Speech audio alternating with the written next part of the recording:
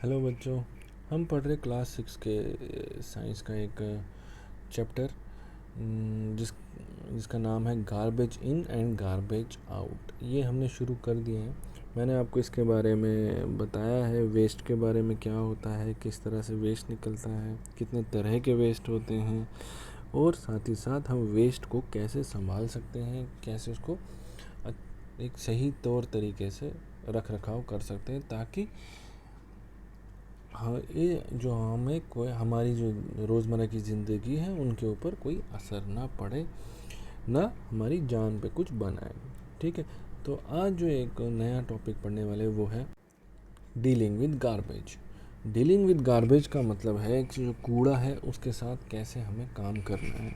पीछे तो पहले तो हमने वीडियो में पढ़ा है कि हम कैसे कर सकते हैं। ठीक है, अब हम कैसे करते हैं वो उसके बारे में इस वीडियो में है।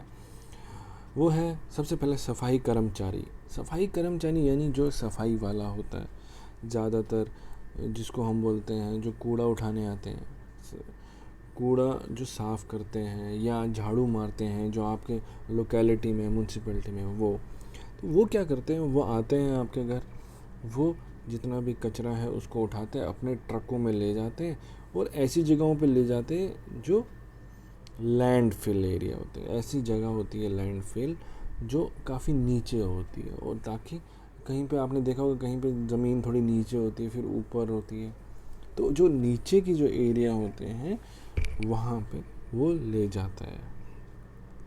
वहाँ ले जाके क्या करता है, तो वो वहाँ पे क्या करते हैं, वहाँ पे वो जो कचरा है उसको अलग करते हैं।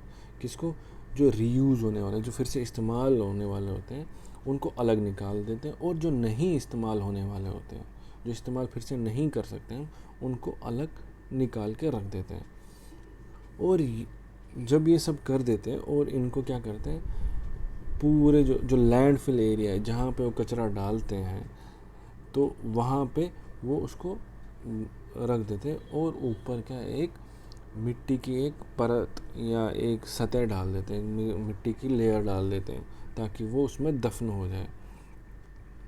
जब ये पूरा हो जाता है, ये जब वो एरिया में वो जब पूरा अच्छी तरह से भर जाता है, उसको क्या बाद में किस लिए इस्तेमाल किया जाता है, ज़्यादातर पार्क के लिए इस्तेमाल किया जाता है उस एरिया को, या किसी प्ले ग्राउंड में कोई ग्राउंड होता है उसके लिए इस्तेमाल किया जाता है। और अगले 20 सालों तक उस जगह पे कोई भी ज़मीन, कोई भी फ्लैट या कोई भी बिल्डिंग बनाने की इजाज़त नहीं होती और नहीं बनाते हैं। ठीक है, ये कुछ इस तरह से होता है,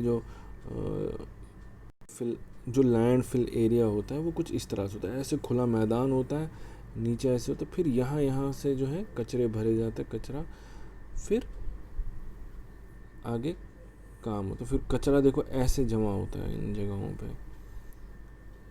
फिर ये इनसे दबाया जाता है, बाद में ऊपर मिट्टी डाली जाती है इन्हीं की मदद से। फिर कई टाइम बाद, कई वक्त के बाद जब वो दफन हो जाता है उसमें, वो जो कचरा, उसमें फिर एक कोई पार्क वार्क बना लेते हैं ताकि जो आम इंसान है उसका इस्तेमाल कर पाए। ठीक है, फिर आता है टाइप्स ऑफ डस्टबिन। ये तो थोड़ा नया चीज़ है आपके लिए कि डस्टबिन कैसे अलग अलग तरीके के हो सकते हैं। इसकी वजह ये है, कई जो शहर है या कई कस्बे हैं जो इंडिया में, वहाँ पे क्या करती है म्यूनसिपैलिटी, क्या करती है अलग अलग तरीके के कचरे का डब्बा यानी डस्टबिन देती है वो, ताकि वो जो कचरे हैं उसको शुरुआत में ही अलग कर दे। ठीक है, one is coloured blue and other green. एक को क्या है नीला रंग देते हैं, एक को हरा रंग देते हैं।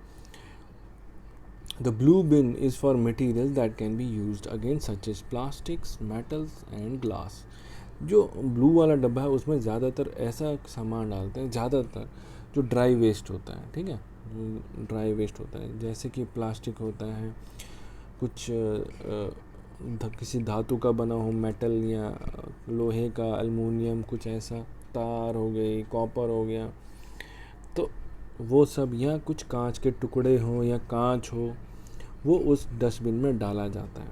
ताकि लोग पहले से ही इसको अलग करके रख दे, ठीक है। The green bins are for collecting kitchen and other plant और एनिमल वेस्ट।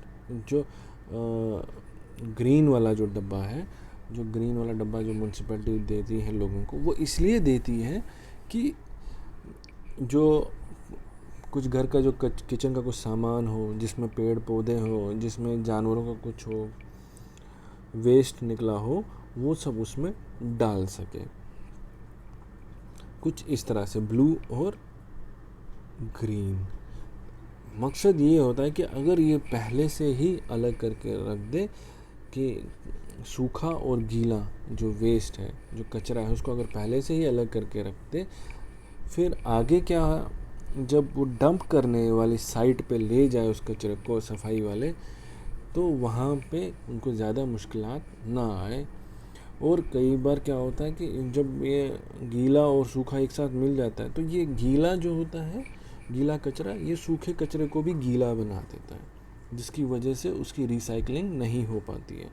तो ये मेन मकसद है, ठीक है। तो आपको समझ आ गया कि ब्लू और ग्रीन किस लिए रखा जाता है, ब्लू और ग्रीन डब्बा किस लिए रखा जाता है। आपको भी घर पे भी ऐसे ही रखना चाहिए, ताकि जब आप जो कूड़ा, जो किस कूड़े वाले लेने आए, कूड़ा सफाई वाले जब लेने आए कूड़ा, तो आप उनको बता सको कि ये इसको आप इस्तेमाल कर सकते हो, इसको आप डंप कर सकते हो, या इसको फेंक सकते हो, जैसे उनको ज़रूरत हो, ठीक है।